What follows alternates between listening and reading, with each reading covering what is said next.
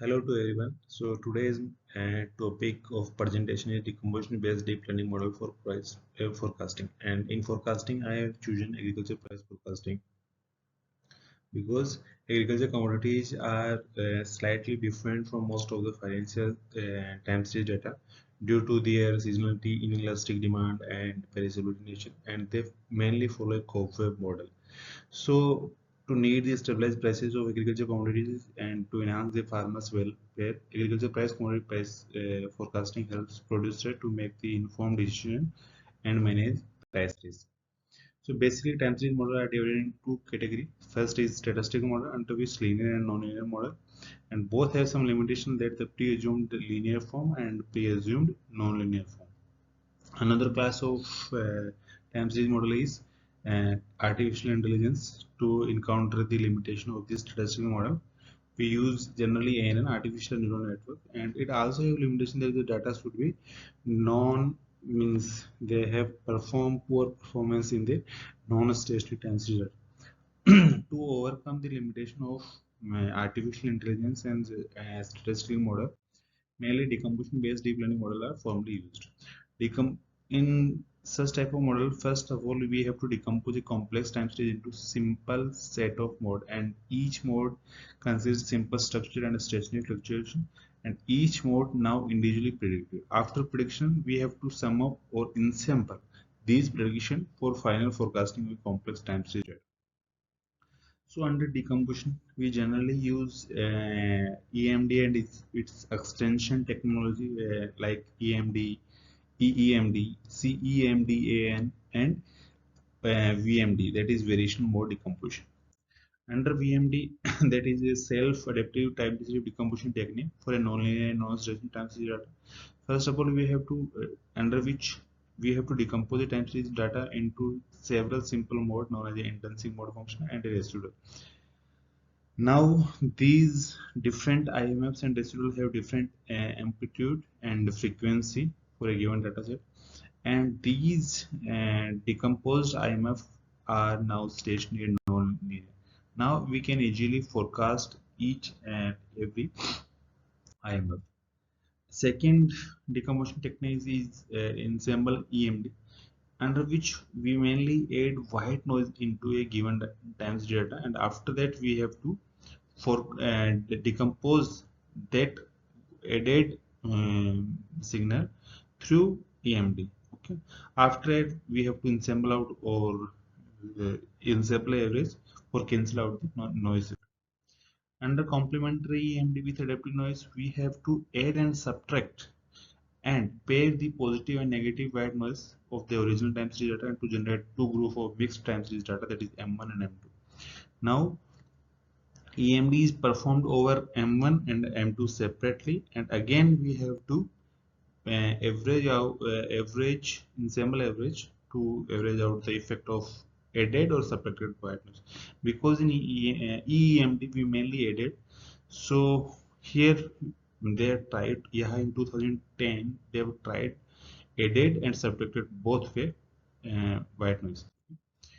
Last and final decomposition technique is variational mode decomposition, where it is a novel adaptive signal decomposition technique, and we solve current limitation of mathematical theory, recursive scripting process, and they mainly perform the how to decide predetermined parameters, especially the number of modes, and an accurate number mode unable to implement feature extraction. There are two methods for their mode number determination. First is central frequency method, that is CFM, and second is signal difference average. Under central frequency method means we have to stop where the difference between the mode is very less. Like here, if you decompose 7 modes, then the difference between 6th and 7th mode is very less. So we have to stop it. Another is signal difference average. Under signal difference average, we have to decompose up to that mode. So here, after the decomposition, after that number, the SDA will be means either it may be constant or up to 0. Okay. So like here, after 7th mode, the value of SDA will be nearly 0, approaching twice to 0. Okay. After decomposition, now for the forecasting, we have to use a deep learning technique, and there are two types of deep learning. First, either it may be depth, means either it may be deep neural network, or either it may be complexity. In the complexity, long short-term memory network. Okay, now that allow data representation in a hierarchy way through several levels of abstraction and automatic feature extraction from raw data, that is like in 2015. These deep learning techniques solves more complex problem, more accurate, faster, and more through their parallelization. Okay. So after decomposition, we have to pass out or decompose modes through these deep learning technology to forecast each and every IMF or mode in a better way. And finally, we have to ensemble to all these predicted or forecasted value. Okay, so under LSTM model, we use different model, but for the presentation, I'm taking only LSTM case. So in LSTM, it is a special case of RNA, and it prevents backpropagation from any signal, and it is well suited for predict time series data for lag long duration. After forecasting, we have to use these forecasting evaluation criteria, that is RMS, state, divergent test, and TOPSIS to ranking the forecasting model. So here we basically taken three data, that is maize, farmer, and soybean price series data from 1960 to 2021. Now these are the basic descriptive of data set. And first of all, we have to perform ADF and BDS test, whether my data is non-stationary or non-linear. So ADF test confirm the non-stationarity, and BDS test confirm the non-linearity for all three price series data. Okay. After conformity of ADF and BDS test, now we have to decompose each series. So here I am showing only one series. We can decompose similar way all three price series data. Okay, so here as we can see, that is my EMD decomposition, that is EMD, it is CMD, and it is weak EMD decomposition. Okay, after decomposition, for original data we have to optimize our LSTM models.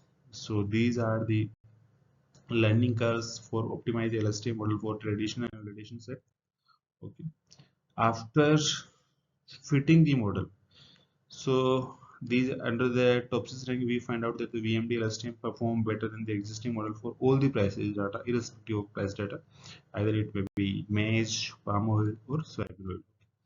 These are the Dibble Merino tests for different models, and they also confirm the superiority of VMD or statistical significance of VMD LSTM over other existing model like EMD LSTM, EEMD LSTM, CEMD LSTM, or basic LSTM. Okay, so basically all these forecasting evaluation criteria shows superiority of hybrid model, hybrid in the sense of decomposition based deep learning model over single model.